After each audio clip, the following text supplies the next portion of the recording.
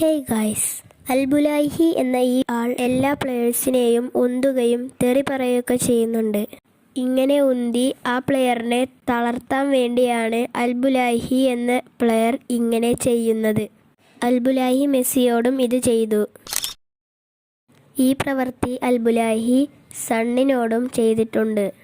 ആദ്യമൊക്കെ നല്ല രീതിയിൽ തന്നെ സംസാരിക്കുകയും പിന്നീട് മോശമായി സംസാരിക്കുകയും ഒക്കെയാണ് അൽബുലൈഹി എന്ന പ്ലെയർ ചെയ്യുന്നത്. സണ്ണിനോട് അത് മാത്രമൊന്നുമല്ല, മുടിയിൽ പിടിച്ചു വലിക്കുന്നുമുണ്ട്.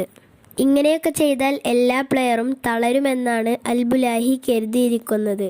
എന്നാൽ അങ്ങനെയല്ല.